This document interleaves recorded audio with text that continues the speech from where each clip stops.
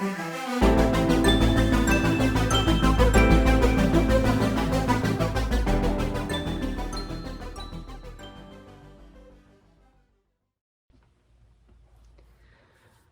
everyone, I'm Ashley, and this is episode 3 of Ashlees Knitting. If you're a new viewer, welcome, and if you're a returning viewer, thank you and welcome back. You may notice a change of scenery here. Previously I was on the other side of my living room in front of my yarn stash, and now I'm over here on the other side because it's later than I usually record. I usually record on Tuesday mornings because that typically fits my school schedule, but I had some appointments this morning and it was just a very busy day. So it's now almost 9 p.m. It's getting very dark. I'm sitting right by the window to get as much natural light as I can, and I have the lamp on to get, yeah, see that shadow? Yeah, to get some artificial light, so I hope it's okay. I hope everything shows all right. But I'm over here on my chair by the sliding door.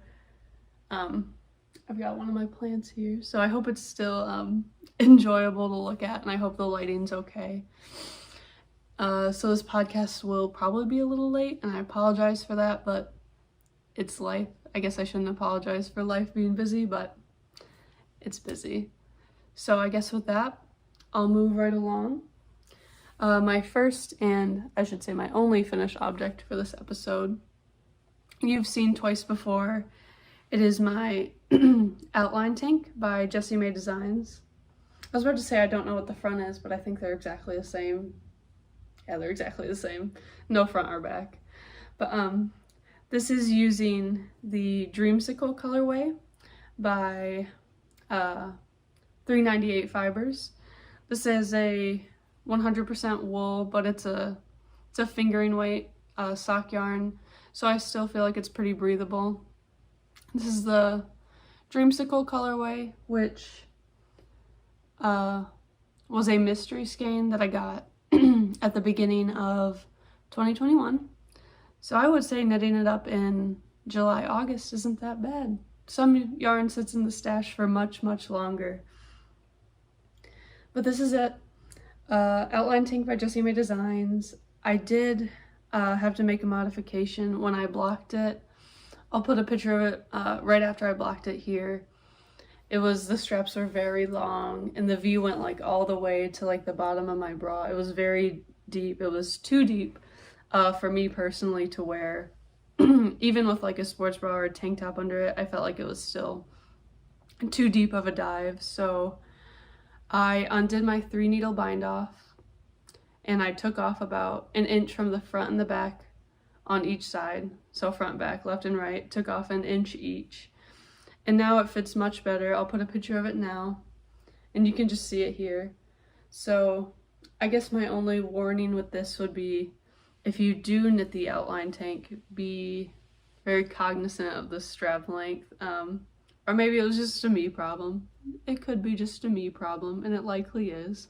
But if you do make it, just a warning. It's a great pattern still. And she has a tee that matches it now, the outline tee, and even I think a pair of shorts. So it's a great collection. I love the detail of the drop stitch. And speaking of the drop stitch, it's very nerve-wracking to do, but very fun. In my first 7, there's 8 drop stitch sections. The first 7 of mine went by flawlessly without a hitch. But the very last one, I must have forgotten to do the yarn over right in the beginning. So when I dropped it down, I was looking closely and it started dropping into the rib, and I was like, so I picked it up, brought it right to the bottom of the rib, or to the top of the rib, and kind of tied it off so that it couldn't pull through anymore. Maybe not the correct way to do it, but it sure is the way I fudged it, and it worked. And I think to the untrained eye, you can't see it.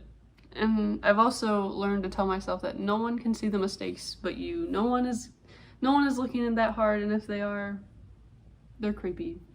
Their opinion doesn't matter. But anyway, that is my one finished object for the episode. Hopefully I can have 1 or 2 every episode, keep that ball rolling.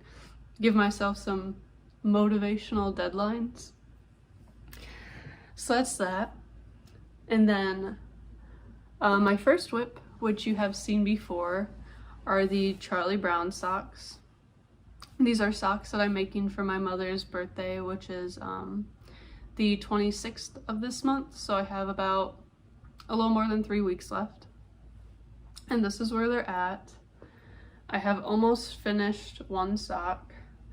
I have, I use stitch markers to count my rows.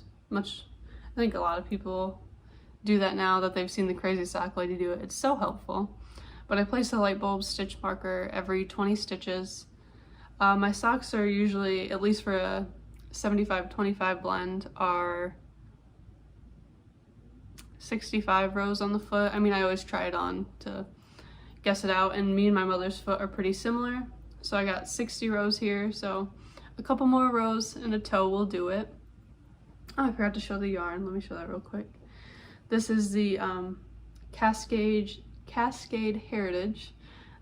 It's in the solids, it's a 75-25 blend, and I got the yellow color. There's numbers to go along with these, and I should tell you, but I don't have them. I didn't bring the labels over with me, but it's the yellow, I think they call it golden yellow, and the black. I have a whole skein of the black, but I wound off a ball for each sock just because it'd be easier to fit in the bag, easier to carry around, and I think it'll be nice to have a black sock yarn for heels, toes, and cuffs later on whenever I need it, or just a contrasting color. It will be useful. So for these, I am doing a basic vanilla sock, no pattern really, just following like my own recipe from experience of knitting a few socks now. For myself, I cast on 60. For my mother, I decided to cast on 64 because that seems a little more typical. And these are the first pair I'm knitting for her, so then once I give them to her, I can get that feedback and make her a better fitting sock. I do not know if I've mentioned this before, but I do all of my socks on, Chaigu red lace, always magic loop, and I know a lot of people do magic loop on 32-inch cords. This is actually a 40-inch. This allows me, you know, extra wiggle room if I ever want to try 2-at-a-time socks, which I think I will soon. It's bound to happen. I'll be able to fit them both on this cord. And then also, when knitting like a fingering weight sweater, this is a good circumference for me. So just very versatile by getting them in this size. So as I said, these are the Charlie Brown socks, namely because of the colors and the zigzag at the top. And I must admit, these are not my favorite socks I've ever knit. Mostly because, let's see if it shows here, these floats that I'm catching are showing up on the other side. There's the inside. Some of the floats are pretty long because I couldn't figure out how to catch them while purling, because all of the black are purl stitches. I thought I'd give them a little more definition. Now I kind of regret it, but I've learned that even though I don't like them, doesn't mean the recipient won't. I think my mother will still love these. So I'm gonna keep going on them. This one will probably be finished tomorrow, and then I can get casted on with the next one immediately and have them done by her birthday. Should be no problem to finish them within that time frame. I have these in one of my unusual surrounding bags, my favorite sock bag maker. This is the little Hedwig print, and on the inside I have the yellow for the Hufflepuff lining. When he was making these, he had all of the houses with the different associated colors with the lining, which I thought was so cute. So I went ahead and I grabbed a Hufflepuff one for myself. So those are my Charlie Brown socks. Second one should be started soon. My next whip is one that you haven't seen yet. I decided to do this midweek, so I didn't get to really prep for it. I'll start with the yarn, which I will admit is not a good yarn for the project, but we will talk about that. It's getting a little messy here. There we go. This is Nature Spun worsted weight. It is a 100% wool. This is in the colorway 750 or white port. I believe I got this in a yarn exchange last year around Christmas. And it's a nice yarn. It's very warm. It probably would be perfect for a hat. Is that what I used it for? Absolutely not. I'll show you what I used it for. It is the Layla Bralette by John Ho. I'll put it down below in the description box because I probably butchered that, and I will also link my Ravelry for any other information that you'd like. But here it is. It has great stitch definition on the bright side for these faux cables going up, but the pattern calls for a DK weight cotton blend, so it's like light and summery, so you can wear it in the warm weather to keep you cool. And I chose a 100% wool worsted weight, and for a bralette, a color that isn't too far off my skin tone. I'm hoping it's further than it's showing more yellow than it is in person. It's more of like a cream, but hopefully if I'm wearing this in public, I don't get any second looks. But this is a pretty fast one, especially when you're knitting it in a yarn that's too big for the pattern. So fun story about this one.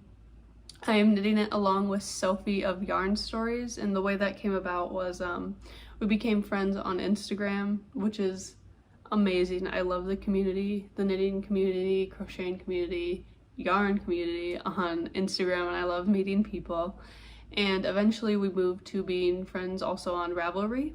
And when I typically add or accept someone, I go look at their favorites in their queue for like a project inspiration, because people pick out the cutest things. And I noticed Sophie had this in her queue, and I did as well. So I reached out to her and I said, you know, if you ever want to knit this together, let me know. So after a few weeks we coordinated some time, and now we're both making it. So if you want to see a good yarn choice, you can head over to her podcast or her Instagram. She chose a very lovely speckled colorway and a cotton blend, so hers will turn out very nicely. But yep, they have these faux cables running down the front and back on each side. And I've finished in the round section, and now I'm working on the cup. Finish this, do the other cup. I think it'll be done pretty quickly. It's a very quick project, as it is a bralette and a heavier weight. So that's that. I've loved knitting along with her because it's fun to pick out yarn, talk about sizing, because this has actually quite a bit of customizing, which can be daunting at first. There's kind of a lot of choices, but really it's great because everyone's body is different and you can get it to fit your body. And then also just the motivational aspect, checking in, like, where are you? Oh, that looks great. It keeps a good motivation going and gets projects done in a reasonable time. So this is in my Hanks Yarning Co bag. I have a set of 3 of these. Actually, I think they're both, pardon me, I'm gonna lean forward. I have, so I have what you would probably call the sock size, which I'm keeping that bralette in right now, just because it's a small project. Next, I have what I would call like a shawl size, maybe, slightly bigger. And then lastly, I have the sweater size, which actually has a lingering whip in it that I will hopefully work on this fall. And it is massive. These are a great set of bags. I love the bucket shape, and it stands tall all by itself. And then when I'm using it, big one, I just fold down the edge and then work out of it. Probably my favorite set of bags. especially for the larger ones. So that is my Layla Bralette. And also my last whip. I wanted to start another project, but life is just busy right now. It is my final semester in school, so I've been working on quite a few senior projects. And I've also been lucky enough to pre-graduation have 3 interviews with the same company. It's all looking good there, everything. I have high hopes for that opportunity, and I will update you on the next podcast if I know by then. But that is why life has been so busy, changing gears from school to the jokingly call it the eternal work. So that'll be coming up soon, but it's exciting but busy. So next I want to showcase a past project. We just started August, so I figured I'd show you a summer project because they too deserve appreciation. The project I want to show you is the Take a Bow top by Thorson Knits. Here's my version. When I made this a few months ago, maybe 3 months ago now, maybe 4, I don't know, time is an illusion. It was a test. It is available now, so if you like it, go grab yourself a copy and make one. It's a lovely tank, basic stockinette up, and then up here you have I-cord bows. And you have 2 sets of straps. You have straight ones and then crossback, which I think creates a nice fit. It feels, I don't want to say sturdy, but it feels good. And this pattern's really great, but what I really like about it is my yarn choice. I think I did good. This is a local to me dyer. It is M1 Yarns, and this is her convertible cotton base. Great for summer, and it's not like Sugars and Cream. Their cotton base is very scratchy and it feels rough in your hands. A lot of people use it for like dishcloths. This cotton is very soft and pleasant to wear, very cool. 100% cotton, convertible cotton base is what she calls it, and this is in the colorway Blueberry Smash. I don't know if she still has this one, but she does have other lovely colorways. And honestly, I should get some for next summer because they work up so nicely. I'm trying to remember if it's a sport or a DK weight. I want to say it's a sport weight, but either way, it's a great yarn, very soft, especially for cotton, and it comes in beautiful colorways. So that is the Take a Bow top by Thorson Knits, and my past project that I'm showing off for this episode. The next segment is a maker I love and I want to call out, and this podcast, that is Polar Bear Yarns. Amanda. I have a few skeins that I haven't gotten to use yet here because I'm a hoarder. I even got her old ball band and her new one. How sweet. This first one, she calls it a splotchy misfit. I got it as a discounted for being like a one-of-a-kind. I wouldn't say it's splotchy at all. I think it's beautiful. Maybe there's some splotches hidden, but honestly, I think that'll just add character. It is a 75-25 sock weight, fingering weight, and I intend to make some lovely lace socks with these because I think the solid colors show really nicely. So maybe some days those will happen.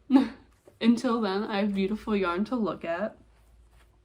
And then another unique thing that Polar Bear Yarns does is a monthly mystery sock club. And I did her first one, her first month doing it, and this is what I got for that. The colorway, the set is called Wild Violet.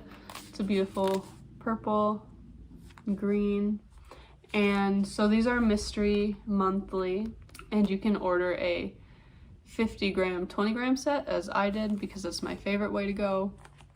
Or if you want, you can get the 100-gram, 20-gram. And then there's also an option to include an add-on. The month that I did it, it was a project bag that matched this, and it's really lovely. It's a good size bag, and I use it all the time. Every month she offers great add-ons. There's been, I'm blanking right now, there's been bracelets, maybe extra stitch markers. They're all great, and you should check them out, especially if you love surprises as I do. And one of the things I love is that she always includes little stitch markers, I don't know if it's focusing, with all of her yarns, and they're always so cute, and I get a lot of use out of them. They're usually like a silver or a bronze, and I'm a weirdo, and I like my stitch marker to match my project, so when they're silver or a neutral, that makes it really easy. So that is Polar Bear Yarns. Check her out. Amazing sock sets, amazing surprises, and now even that I'm looking at these, they're beautiful together. I believe she does all of her dyeing naturally, natural dyes. That's another thing to love about it. All beautiful. She offers great tonals, and I think she is moving into speckles slowly, but still beautiful. I appreciate a good tonal. So that's Polar Bear Yarns. So next I will move into acquisitions. I try my best to keep them to a low. I like to use more yarn than I purchase, as I do have a pretty substantial stash, at least in my opinion, for my lifestyle. It's pretty big. But still yet I have some acquisitions to show you. One of my local yarn stores, Unwind Yarn Shop in Brighton, Michigan, they had the Madeline Tosh mobile come to their store, which is a Madeline Tosh van. Someone drives around the country, and in the van are hundreds of one-of-a-kind colorways. So I was really excited when I saw that they were coming near me. Of course I had to go. So I stopped by, and I was very good. I got one skein, and I got a base that I'm particularly excited for. It is a sport weight, but it is a 75-25 superwash merino nylon blend. So it's going to be perfect for socks. It's in this beautiful maroon, pretty close to my shirt. It's a good color. You can see it says only on the Madeline Tosh mobile. I don't know if that's going to be backwards for you. Probably. But it's a one-of-a-kind, so there's no colorway name. But this is my first Madeline Tosh yarn, and it will be my first sport weight socks. So if you have any favorite sport weight sock patterns, please leave a recommendation for me. I think these will be fun to knit in the winter because they'll be a little thicker and they'll knit up a bit faster, which will be fun. So I'll try to include some pictures of the van and the table here, because it was a really cool experience, and you should check out their website to see if they're coming somewhere near you. And then I have one more acquisition, not necessarily for me, but it's really fun. So I was talking to one of my friends, and he asked me if I could make a scarf for his girlfriend for Christmas. We're really good friends, so I was honored that he asked me, and I'm really excited to do it for him. So we talked, and we decided on a scarf, and we decided that we would go yarn shopping together because it's overwhelming. And he went in, he was like, I think I want a pink one, and I was like, oh, you're gonna have many more choices than you think. So we went to Joann's, and we got 3 skeins of this. It is the Karen Simply Soft Speckle in the colorway, is there a colorway? Ah, yes, 294961. What a beautiful name. So we got 3 of these. It's 100% acrylic, but it's very soft and very affordable. And together we looked at patterns, and we decided on a cabled scarf. Not entirely sure which one yet, but it'll be a worsted weight, not an infinity scarf, but just like a straight scarf. So I'm excited to make that for him, for her. And yeah, it's really exciting to bring someone into the knitting world who hasn't seen a lot of it before. He was amazed by the amount of yarn selections, the amount of patterns, and it's just really exciting to see someone show interest that maybe hadn't before, and show people that knitting is fun and knitting can be cool. And I think on that note, that knitting is fun and cool, I'll end it here. Thank you so much for watching. Thank you for everyone who shared previously. I appreciate it so much. Helps me build and grow. So thank you guys, and I will see you in 2 weeks.